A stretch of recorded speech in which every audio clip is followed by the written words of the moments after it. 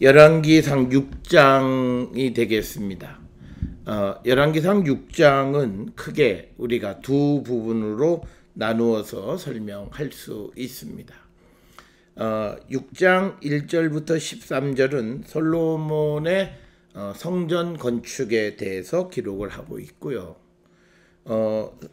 열왕기상 6장 14절부터 이제 38절까지는 성전의 내부 장식에 대해서 언급하고 있는 부분이 되겠습니다. 솔로몬의 성전 건축에 관한 기록은 앞에 있는 열왕기상 5장 1절부터 시작을 해서 열왕기상 9장 9절까지 기록이 되어 있고, 그리고 이 이야기는 역대하 2장 1절에서 7장 22절에도 같이 기록이 되어 있습니다.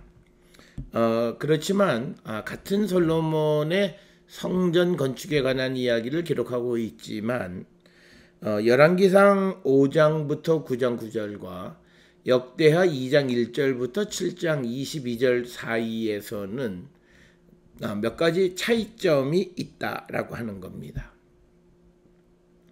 그 차이점 가운데에서 역대하 3장 1절에 의하면 솔로몬이 성전을 지은 것이 모리아산이다, 이렇게 기록이 되어 있습니다.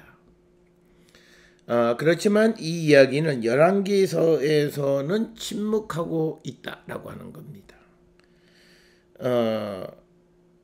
그래서 우리가 여기서 한 가지 알 수 있는 것은 그 역대기는 소위 그 아브라함의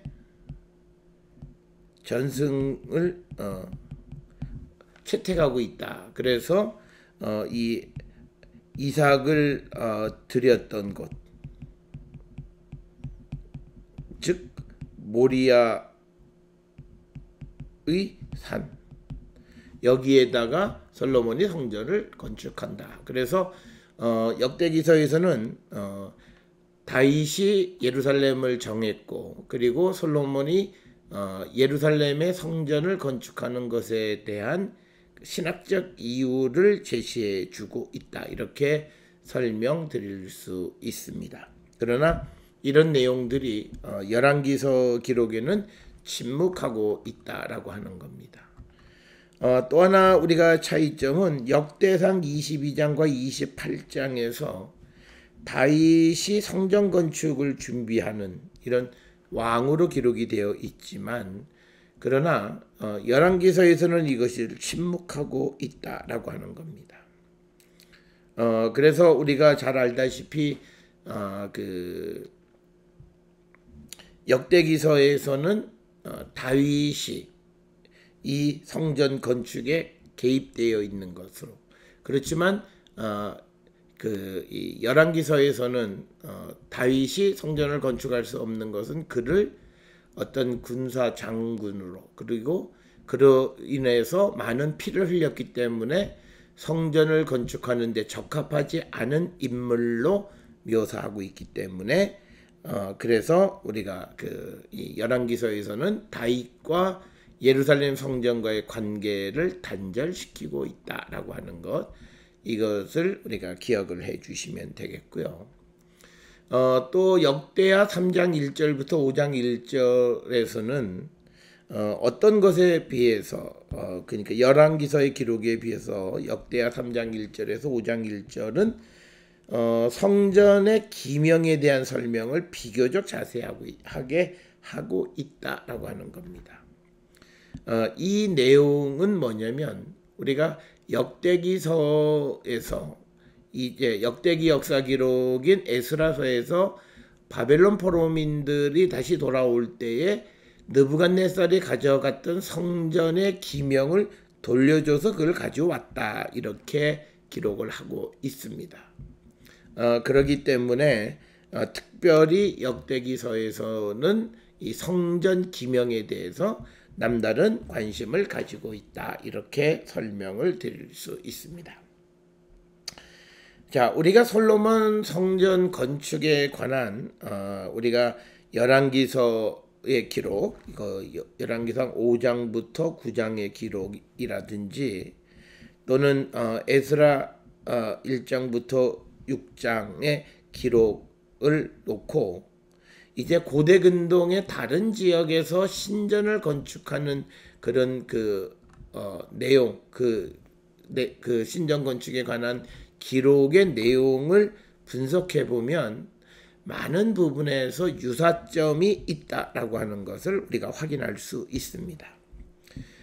특별히 다윗 솔로몬 성전 건축에서는 하나님의 명령이 있고, 그래서 성전 건축을 준비하고 그 다음에 이제 제단을 만들고 성전 공사 중단 및 재개에 대한 것은 이제 에스라 3장 4장에 기록이 되어 있고요. 그 다음에 이제 성전 묘사에 대한 건 열왕기상 6장 7장, 그리고 에스라에서는 6장 14절 15절에 기록이 되어 있고, 또 성전을 봉헌하는 이야기가 열왕기상 8장에 기록이 되어 있습니다. 그리고 이것은 에스라 6장 16, 17절에도 기록이 되어 있습니다. 그리고 마지막에 하나님의 축복에 관한 기록이 되어 있다. 이것은 열왕기상 9장 1절부터 9절입니다. 그런데 이런 그런 내용적인 그런 유사점은 소위 그 아시리아 왕 에스라돈의 아시리아 신전 건축할 때도 여기 보게 되면 신의 명령 부분, 그 다음에 신전을 건축하는 준비하는 단계, 그리고 신전에 대한 묘사, 그리고 신전 봉헌에 관한 기록, 그리고 신의 축복, 이런 내용들이 에스라돈의 아시리아 신전, 아수르에 지은 신전을 건축하는 기록에서도 성경의 기록과 비슷한 그런 구조로 되어 있다.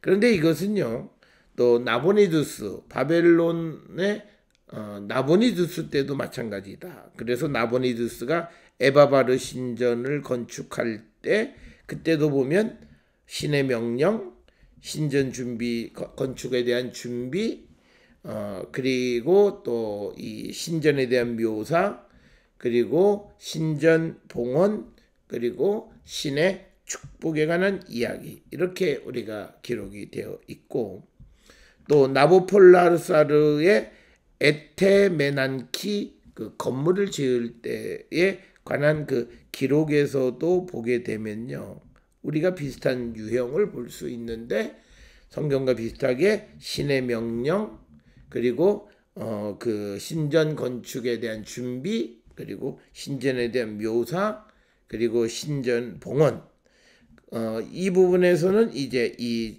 신의 축복 부분은 기록되어 있지 않습니다. 그런데 신의 축복이 기록되어 있지 않는 것은 스룹바벨의 에스라서에 기록되어 있는 것과도 또 유사한 점이 있다. 그래서 이것을 말씀드리는 건 뭐냐면, 고대 근동의 신전 건축에 관한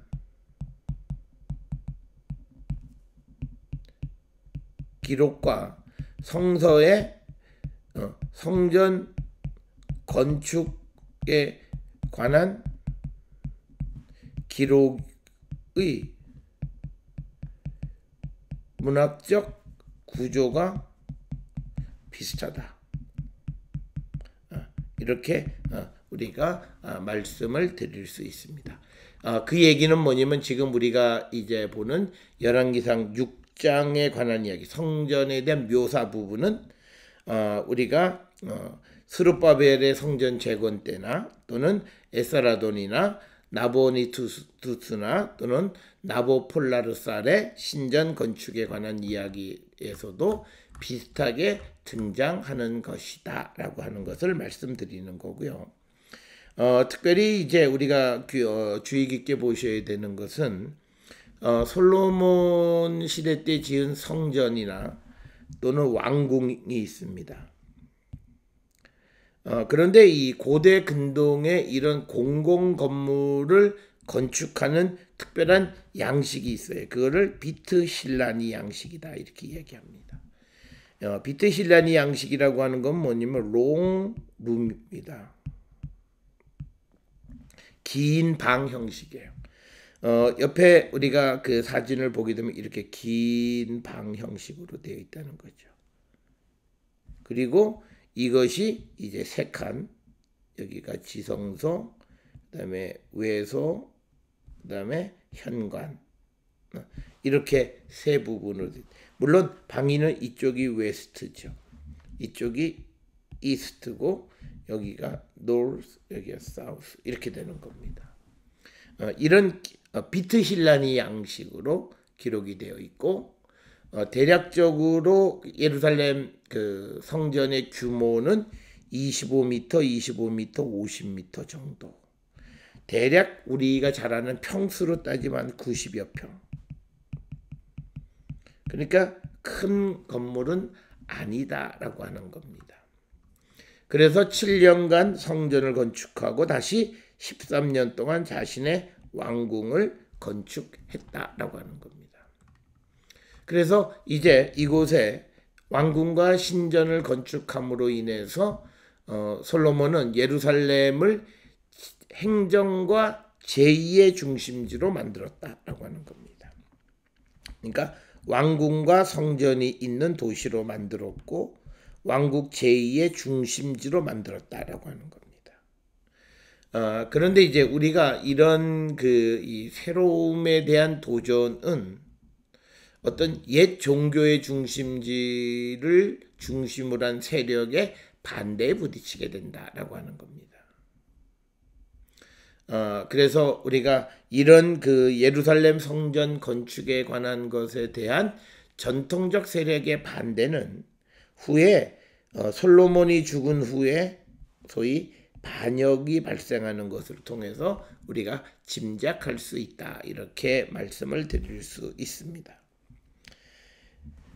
자, 그래서 이제 솔로몬이 이제 성전을 건축한 것은 우리가 이런 의미를 부여할 수 있습니다.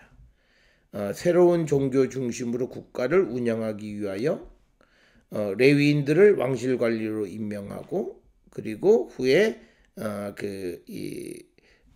그런 솔로몬의 국가 운영의 어떤 국정 운영의 방향이 결정이 되어졌다라고 하는 겁니다. 자, 그래서 이제 우리가 이런 지식을 가지고 이제 그 열왕기상 6장 1절부터 13절에는 솔로몬이 성전을 건축하는 것에 관한 정보를 우리에게 제시하는데, 첫째는 언제라고 하는 거죠. 성전 건축의 때에 대해서 설명을 합니다. 그래서 열왕기상 6장 1절에 보게 되면 솔로몬이 성전을 지은 때가 출애굽을 한 지 480년 됐다. 그래서 이스라엘 자손이 애굽 땅에서 나온 지 480년 됐다라고 하는 거죠. 그리고 솔로몬이 이스라엘 왕이 된 지 4년에 솔로몬이 누구를 위해서? 여호와를 위하여 성전을 건축하기 시작했다라고 하는 겁니다. 자, 우리가 여기서 이제 몇 가지 이 열왕기상 6장 1절의 기록을 통해서 어떤 연대를 재구성할 수 있다라고 하는 겁니다. 우리가 흔히 솔로몬의 즉위를 대략 970년에서 930년 사이에 왕이다, 이렇게 얘기해요. 이건 가설입니다. 이거를 근거로 하면 솔로몬이 성전을 지을 때는 966년이에요. 주전 966년. 그런데 이것이 출애굽을 한 지 480년 후다는 거예요. 그러면 출애굽을 언제 했느냐? 이거를 더해서 나오는 숫자가 1446년이다라고 하는 거예요. 그래서 우리가 출애굽 연대를 추정할 때 1446년 가설이 등장하게 된 것은 바로 열왕기상 6장 1절에 기록되어 있는 내용을 근거한 것이다 라고 하는 겁니다. 그런데 이제 이런 연대가 갖는 문제점이 여러 가지가 있어요. 첫째, 솔로몬 즉위가 이건 가설이라는 거죠. 정확하게 할 수 없다는 거예요. 그 다음에 이제 두 번째는 이 출애굽 후 480년이라고 하는 이 480은 12지파 곱하기 40년이라는 거죠. 40년 광야 생활을 한 12지파. 그래서 480이라는 숫자. 그래서 이 480이라고 하는 숫자는 실질적인 숫자라기보다는 어떤 신학적 의미의 숫자라는 거죠. 그러니까 정확한 연대를 제시해주는 그런 것은 아니다라고 하는 겁니다. 자, 그런데 이제 우리가 여기서 한 가지 추정할 수 있는 솔로몬이 970년에 왕이 되었다라고 하는 이 주장을 하게 된 근거는 뭐냐면 우리가 잘 아는 것처럼 솔로몬 다음에 르호보암 왕 5년에 애굽에 시삭이 쳐들어와요. 그런데 이집트의 연대 기록을 통해서 이 연대를 언제로 보게 되냐면 대략 925년으로 추정하는 거죠. 이게 925년이 르호보암은 5년이에요. 그러면 솔로몬이 죽은 게 930이라고 하는 숫자가 나오는 겁니다. 그래서 이 930을 근거로 해서 40년 통치해서 970에서 930년 동안 40년 통치했다라고 하는 솔로몬의 통치 연한이 나옵니다. 그런데 여기에 또 하나 문제가 있어요. 즉 이집트 연대입니다.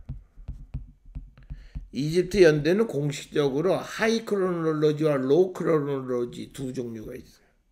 그러니까 어느 게 정확한 건지 알 수가 없다는 거예요. 그러니까 우리가 솔로몬의 즉위 연대 970에서 930은 우리가 추정하는 가설이지 실제적인 숫자는 아니다라고 하는 것, 그것을 우리가 정확하게 이해하셔야 되겠고요. 그 다음에 이제 또 하나 우리가 생기는 문제는요, 12월이라고 하는 달이 언제냐라고 하는 겁니다. 그 12월 둘째 달이다라고 하는 거죠. 그런데 우리가 이 이스라엘 달력의 12달 이름에 시브달이라는 이 달이 없어요. 그래서 일반적으로 학자들은 시브달은 가나안의 원력 이름, 이스라엘의 둘째 딸인 이야르와 같다고 추정한다는 거죠. 그 다음에 이제 솔로몬이 여호와를 위하여 성전 건축하기를 시작했다. 이렇게 기록을 하고 있습니다. 자, 우리가 앞에 나와 있는 이 솔로몬 성전에 대한 모형도를 우리가 평면도를 보게 되면요. 밑에 평면도 보면 이게 계단으로 올라가서 들어가고, 그래서 여기에 이제 두 개의 이제 기둥이 존재를 하게 됩니다. 그래서 우리가 이 두 개의 기둥을 우리가 들어가서, 그러니까 오른쪽에 있는 이게 야긴, 이게 보아스죠. 들어가면 이제 첫째 방인 주랑이 있고요. 그 다음에 이제 외소 혹은 또 성소라고 하는 공간이 있고요. 거기서 다시 계단으로 이게 플랫폼식으로, 플랫폼이라고 하는 것은 이렇게 평지보다 이렇게 올라갔다라고 하는 거죠. 여기에 지성소를 만든다는 거죠. 그래서 지성소가 있다. 자, 그러면 이제 우리가 이 그 옆에 있는 그림을 통해서 보면요, 우리가 이렇게 하는 거죠. 이렇게 계단으로 올라가면 성전이 있어요. 그죠? 그 다음에 성전 안에서 다시 계단으로 올라가면 여기에 지성소가 있어요. 이거는 성전이죠. 자, 그러니까 뭐냐면 구약 성경에서의 생각은요, 위로 올라갈수록 더 거룩한 곳이에요. 그 다음에 또 하나는요, 안으로 들어갈수록 주랑보다는 그 안에 있는 외소보다는 그 안에 있는 지성소가 더 거룩한. 그러니까 위로 올라갈수록 그 다음에 안으로 들어갈수록 더 거룩한 곳이다라고 하는 이런 신학적 개념들이 생겨나게 됐다라고 하는 것. 그걸 우리가 꼭 이해하셔야 되겠습니다. 자, 그래서 우리가 지금 보시는 이 옆에 있는 평면도는 예루살렘 성전에 대해서 우리가 성경에 나와 있는 그런 묘사를 통해서 우리가 그려놓은 그런 솔로몬 성전의 이야기가 모습이 되겠고, 그 다음에 요 밑에 계단 밑에 있는 여기가 번제단이 되는 겁니다. 번제단 혹은 번제단보다는 우리가 이게 뭐냐면 소위 물두멍이죠. 높바다, 여기 보면 높바다로 되어 있는 물두멍이 이게 되겠습니다.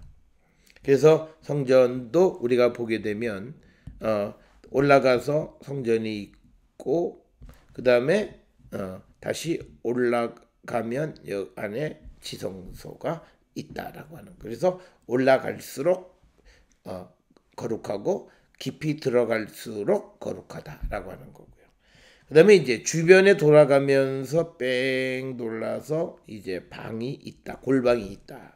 이 골방의 기능은 성전에 필요한 기구들을 보존하는 그런 방으로 추정이 되는 그런 방이 되겠습니다. 자, 이런 모습이 되겠고요. 자, 그래서 이제 2절에 솔로몬 왕이 여호와를 위하여 건축한 성전은 길이가 60규빗이죠. 그러니까 한 규빗이 45에서 50cm입니다. 그래서 우리가 쉽게 한 50cm로 이렇게 이야기합니다. 그럼 길이가 50이죠. 30m. 그 다음에 너비가 20규빗이죠. 10m. 여기서까지가 10m. 여기서까지가 30이죠. 그리고 높이가 30규빗. 15m. 이거는 15m. 이거는 60규빗은 30m. 그 다음에 너비가 20규빗은 10m. 이렇게 되는 거죠. 그래서 긴 방, 앞에서 말씀드렸던 긴 방 롱룸 스타일이다 라고 하는 거고, 평수로 계산해 보면 전부 90.75평 정도 된다 라고 하는 겁니다.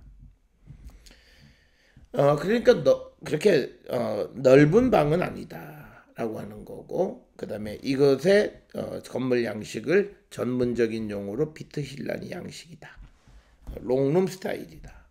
그리고 이 비트힐라니는 고대 근동의 모든 신전은 고대 근동의 모든 비트힐라니 양식으로 건축되어 있다.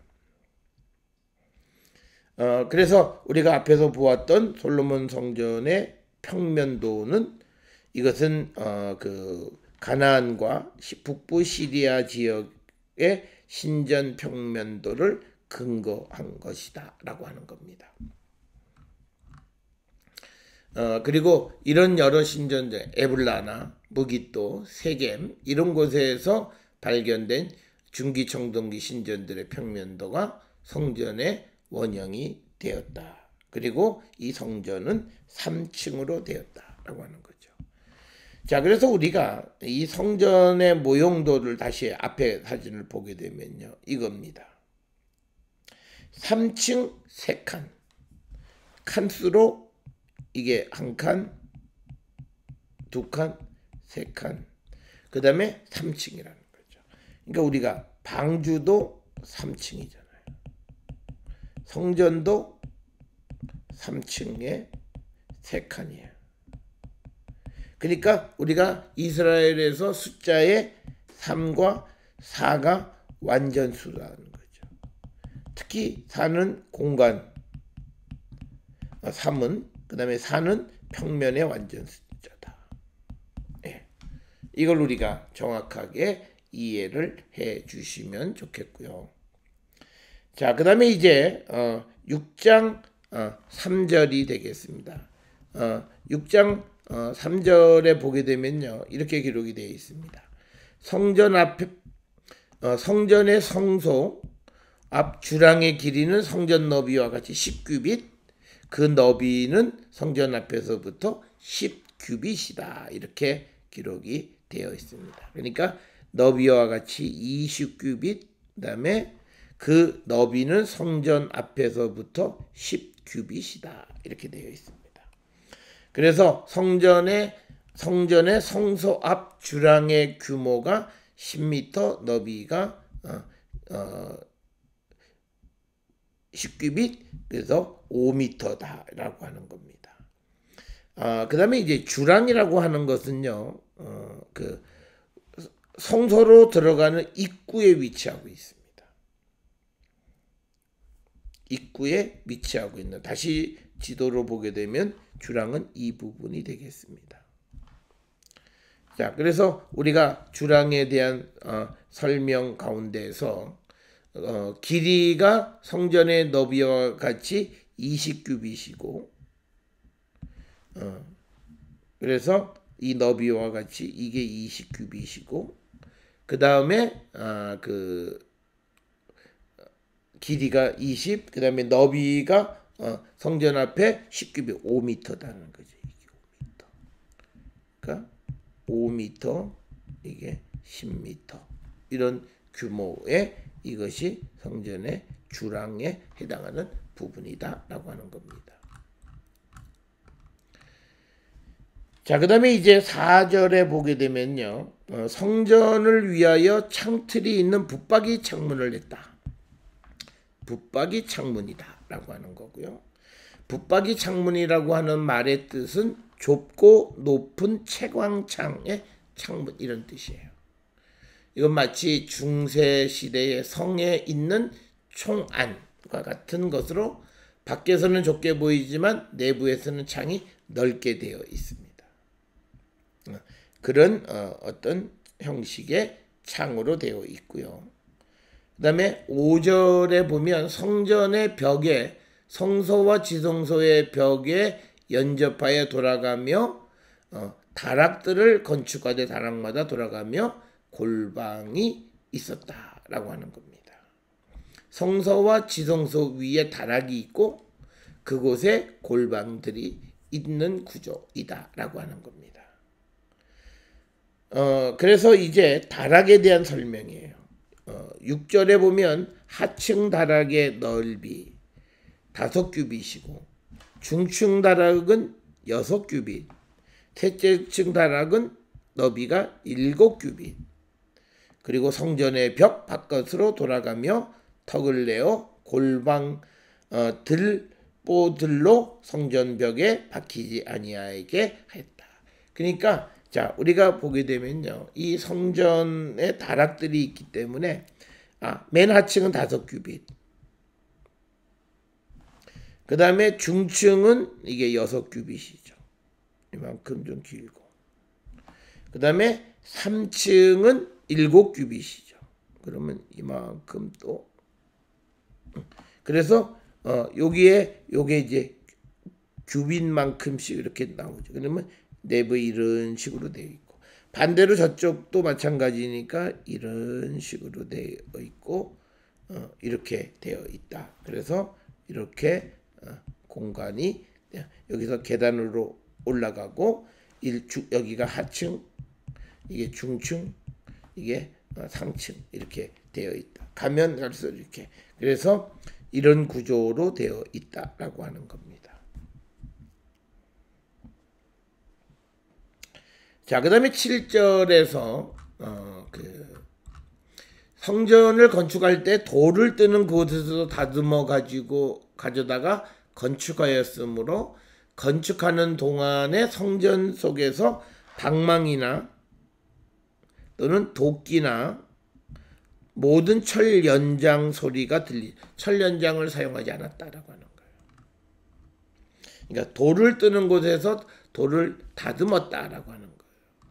자, 그래서 이것을 보게 되면요, 성전을 건축할 때 돌들의 테두리를 다듬은 마름돌 석공술이죠. 여기 보면 사진을 잘 보시면 여기가 다듬은 부분이 이렇게 보이죠. 여기도 이렇게 다듬었죠. 이렇게 다듬었다는 거죠. 그래서 여기 보면 이렇게 다듬은 돌로 이렇게 쭉 이렇게 건축했다. 이거를 특별히 마름돌 석공술이다 이렇게 부릅니다. 아슐럼 맨소너리 이렇게 우리가 부르는 것이고요. 자, 그 다음에 8절에서 보게 되면 중층 골방의 문은 성전 오른쪽에 있는데 나사 모양 층계로 말미암아 하층에서 중층에 오르고 중층에서 셋째 층에. 그러니까 계단이 있습니다. 그런데 우리가 그 계단은 층계식으로 되어 있다라고 하는, 나사 모양의 층계다라고 하는 겁니다.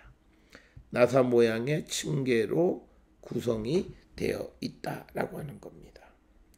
자, 그래서 우리가 내부 구조를 대충 보게 되면 적어도 한 이런 정도로 구조인데, 자, 우리가 이것을 보면 사람들마다 조금씩 다르게 모형들, 지금 캐드를 가지고 이제 성전을 재구성해요. 이거는 전부 다 한국 사람들. 제가 학교에 있을 때 이거는 어느 대학 건축과 학생들이 자기들이 이제 그 성경에 나와 있는 것을 통해서 이렇게 재구성한 그런 그 시뮬레이션으로 돌린, 그래서 내부의 모습을 우리가 볼 수가 있고요. 그래서 이게 지성소고, 그다음에 여기가 이제 성소고, 이게 주랑이고, 그다음에 이게 계단으로 올라가게끔 되어 있는 거죠. 이거 이제 건물 보면 이런 형식으로, 그래서 이게 야긴과 보아스 이렇게 되어 있다. 근데 이게 이제 그다음에 또 하나는 이제 이렇게 되어 있어. 차이는 뭐냐면요. 요 지금 지성도 뒤쪽에 골방이 있냐 없냐죠. 지금 여기는 골방이 있게끔 만들었고, 여기는 골방이 없이 지성소에서 딱 요까지 딱 그 옆에 골방들이 있게끔 그런 구조로 이렇게 만들었다라고 하는 겁니다. 자, 이런 것들은 전부 다 우리가 이 하나의 그 그림이나 또는 이 평면도나 이런 것들은 가설적인 그런 것이다라고 하는 겁니다. 자, 그다음에 이제 여기서 건축 구조상에서 나사 모양 층계라고 하는 거죠. 히브리어는 룰림이라고 하는 겁니다. 이거는 이스라엘이 고대 근동 세계로부터 수입한 건축 기술이에요. 그리고 나선형 층계는 알랄라카라고 하는 곳에서 발견된 신전에서도 같은 그런 건축 기술을 볼 수 있다라고 하는 겁니다. 자, 그러면서 9절에 성전 건축을 마치니 그 성전은 백향목 석가래와 널판으로 덮었다. 그러니까 석재로 만들고 내부는 백향목으로 마감했다. 널판지, 석가래, 그다음에 널판이다라고 하는 겁니다. 자, 우리가 이 백향목은 우리가 아다시피 그 레바논의 백향목을 두로를 통해서 수입을 했고, 그 수입을 할 때 바다로 뗏목으로 보내서 지중해에 있는 요빠와 그다음에 요빠에서 야르콘 강을 통해서 텔카실레를 거쳐서 예루살렘으로 수송됐다. 그러니까 두로에서 요빠, 그 다음에 여기서 야르콘강, 그리고 예루살렘, 이렇게 운반했다. 어쩌면 두로에서 요빠까지 배로 오는 것보다 요바에 도착해서 이제 예루살렘으로 올라가는 육로 수송이 더 어려웠을 것으로 우리가 추정을 하고요. 특별히 백향목 석갈의 널판을 사용한 것은 백향목은 고대 근동에서 신전을 짓는 최고급 건축자재입니다. 그렇기 때문에 우리가 앞에서도 보았듯이 이집트나 메소포타미아 지역에서 신전을 건축할 때 레바논의 백향목을 사용했다라고 하는 겁니다. 자, 그러면 또 온 성전으로 돌아가면 높이가 5규빗 되는 다락방을 건축하되 백향목 들보로 성전에 연접하게 하였다라고 하는 거죠. 다락들을 만들었는데 이거는 5규빗 높이, 이런 다락들을 만들었다라고 하는 겁니다. 자, 그래서 이제 우리가 성전에서 이 성전의 그 평면도를 보게 되면 이렇게 되는 거죠. 이제 계단으로 올라와서 오른쪽 약인 보아스가 있고, 그래서 들어가면 이제 첫 번째 주랑이 있죠. 요게 20규빗, 요게 10규빗 5m, 이게 10m죠. 그 다음에 이제 안으로 접히는 문을 통해서 여기가 이제 성소 혹은 외소라고 하는 것이죠. 그리고 또 그 휘장을 열고 들어가면 그 안이 지성소. 우리가 잘 알다시피 지성소에는 법궤가 있고 그 다음에 그룹이 올려져 있다라고 하는 겁니다.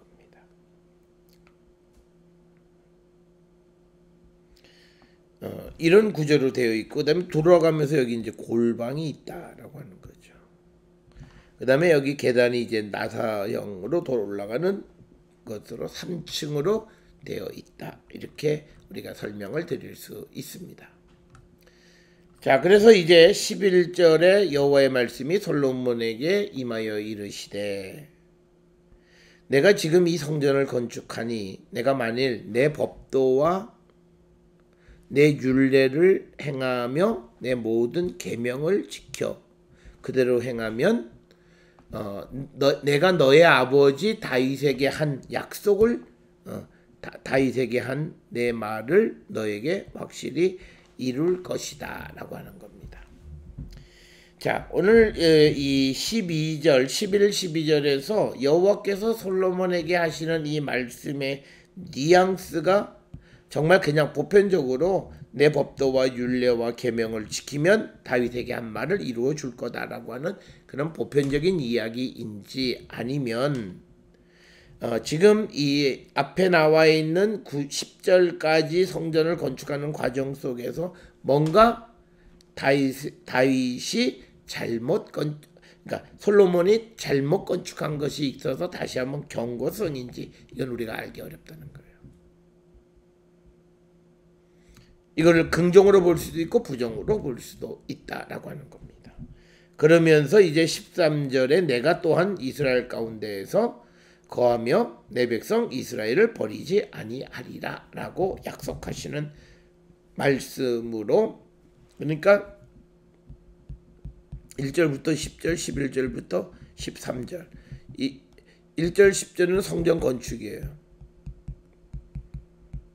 그 다음에 11절부터 13절에서는 소위 다시 한번 경고 혹은 다시 한번 어떤 리마인드 해주는 거죠. 그러니까 내 명령, 내 율례, 내 계명을 지켜라라고 하는 거죠. 그거는 1절부터 10절에 문제가 있을 수 있고, 또는 어떤 경우에는 그 문제가 없을지라도 보편적으로 그냥 의례적으로 하는 그런 말씀으로도 이해할 수 있다. 그것은 이제 연구하는 사람들에 따라서 각기 다른 관점에서 이해할 수 있다라고 하는 겁니다. 자, 이제 성전 내부 장식에 대한 이야기입니다. 열왕기상 6장 14절로부터 시작을 해서 38절까지고, 이거는 역대하 3장 8절에서 14절에도 기록이 되어져 있습니다. 자, 그래서 14절에 솔로몬이 성전 건축하기를 마치고, 이제 성전을 이제 건축하기를 마쳤다라고 하는 것은, 이것은 뭐냐면 건물이죠. 이제 지금부터는 뭐냐, 내부 장식이죠. 자, 그래서 백향목 널판으로 성전의 안벽, 그 성전 마루에서 천장까지 벽에 입히고, 또 잣나무 널판으로 성전 마루를 놓았다. 그러니까 내부 장식의 백향목과 잣나무는 이건 전부 다 레바논에서 수입해온 거죠. 우리가 백향목은요, 에레스라고 얘기를 하고요. 이거는 주로 레바논에서 수입하는데 높이가 40m까지 자라는 거고, 그래서 이사야 2장 13절에서는 백향목의 높음을 비유하는 그런 표현도 등장한다라고 하는 겁니다. 자, 그 다음에 16절에는요, 성전 뒤쪽에서부터 20규빗 되는 곳에 마루에서 천장까지 백향목 널판으로 가로막아 성전에 내소고 지성소를 만들었다. 그러니까 우리가 성전은 내소와 외소로 내는다. 내소는 지성소다. 외소는 성소다. 이렇게. 이거는 아주 지극히 거룩한 holy holiness. 이거는 holy. 예. 그래서 그 16절에 지성소를 만드는, 그래서 20규빗 된, 즉 10m쯤 되는 곳에 마루부터 천장까지 백향목 널판으로 가로막아서 지성소를 만들었다라고 하는 겁니다. 우리가 특별히 내소라고 부르는 것은 드빌이에요. 드빌. 이건 뭐냐면 성전의 뒷부분이란 이름 뜻이에요. 내소. 깊은 곳이다라고 하는 거죠. 그런데 그거를 지성소로 부른다. 이건 앞에서 말씀드렸듯이 깊은 곳일수록 거룩한 곳이다라고 하는. 그 다음에 높은 곳일수록 거룩한 곳. 이런 의미가 있습니다. 자, 그러면서 이제 17절에 내소 앞에 있는 외소 곧 성소의 길이가 40규빗, 약 한 20m 정도 됐다라고 하는 겁니다.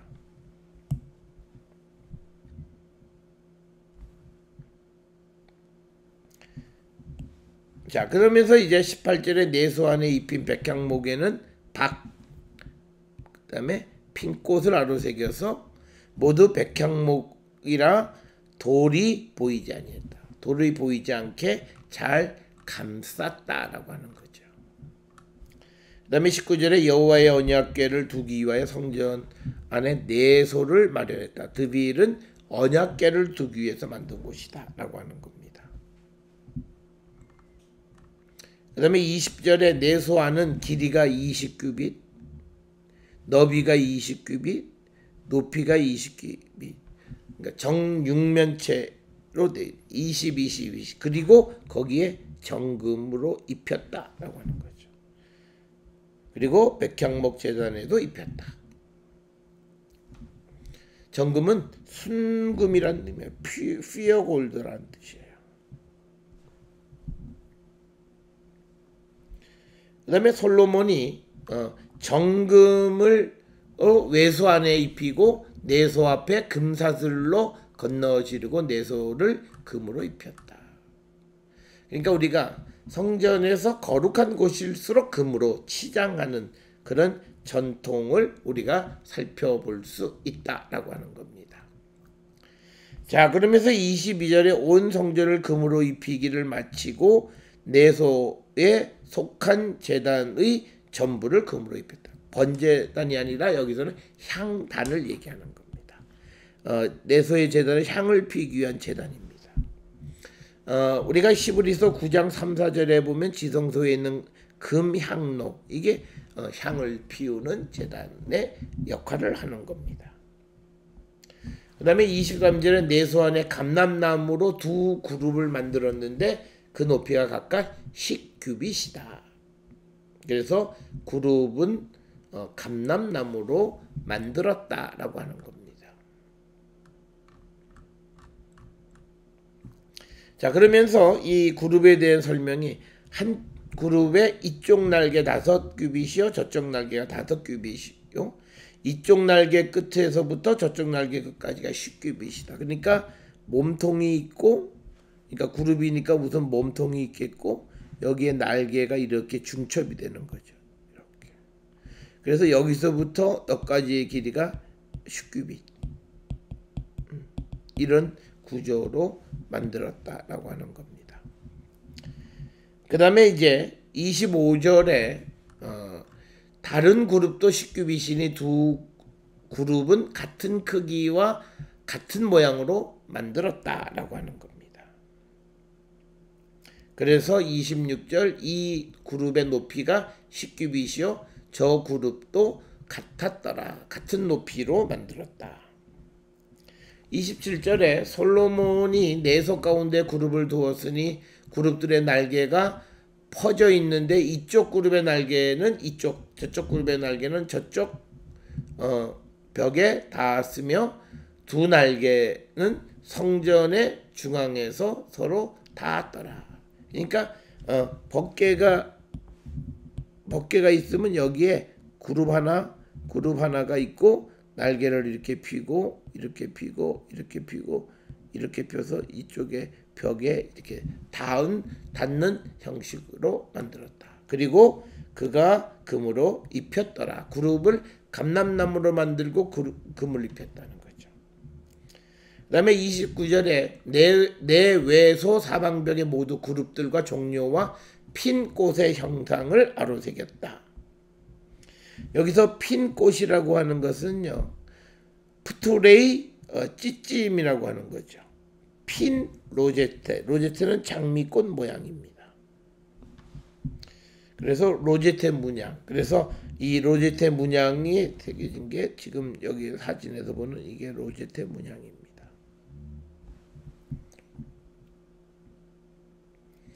그리고 성전 내외 성전 마루에는 금으로 입혔다. 그리고 31절 내소에 들어가는 곳에 감람나무로 문을 만들었는데 그 문인방과 문설주는 벽의 5분의 1이었다. 그리고 32절에 감람나무로 만든 그 두 문짝에 그룹과 종려와 핀꽃을 아로새기고 금으로 입히되 곧 그룹들과 종려에 금으로 입혔더라. 그래서 우리가 이 성전 내부에 보면 중요한 곳이는 전부 다 이 금으로 입히는 그런 모습을 볼 수 있고요. 그 다음에 이제 33절에 또 외소의 문을 위하여 감람나무로 문설주를 만들었으니 곧 벽의 이번에 4분의 1이며 그 다음에 34절에 그 두 문짝은 잣나무라. 이쪽 문짝도 두 짝으로 접게 되었고 저쪽 문짝도 접게 되었다. 두 개를 접었다 폈다 하는 그런 미닫이. 그러니까 접이식이다라고 하는 거고. 35절에 그 문짝에 그룹과 종려와 핀꽃을 아로새기고 금으로 입히되 그 새긴 데에 맞게 하였다. 그리고 36절에 또 다듬은 돌 3켜와 백향목 두꺼운 판자 1켜로 둘러 안뜰을 만들어. 뜰에는 이렇게 백향목 판자로 해서 뜰을 만들었다. 그래서 이제 37절에 보면 넷째 해 12월에 성전 건축 기초를 쌓았고 그다음에 맞춰진 것이 38절에 보게 되면 11째 해 불월 8째 달이죠.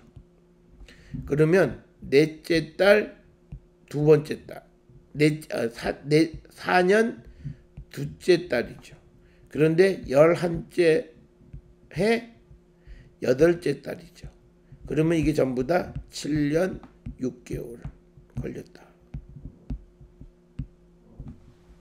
7년 6개월 동안 설계와 식양대로 성전 건축이 다 끝났으니 솔로몬이 7년 동안 성전을 건축해. 원래는 7년 6개월인데 그냥 7년 이렇게 부른다라고 하는 겁니다. 그래서 우리가 지금 그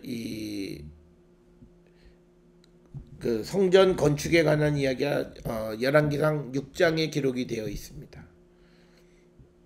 그러니까 오늘날 그 고고학 발굴 결과로 열왕기상 4장 6장 14절부터 38절에 묘사된 솔로몬의 성전 건축과 같이 나무로 만든 보를 발견했고, 돌로 만든 건축물에서 돌기둥을 연결하는 나무로 만든 보가 발견됐다라고 하는 겁니다. 그래서 우리가 이스라엘 전역이 지진대인데 지진으로부터 건축물의 붕괴를 막기 위해서 나무로 만든 보가 사용되어지지 않았나 이렇게 추정을 합니다. 그래서 우리가 6장에서는 이제 솔로몬이 성전을 만드는 이야기고, 이제 7장에 이어서 이제 솔로몬이 왕궁을 건축하는 이야기가 기록이 되어져 있습니다.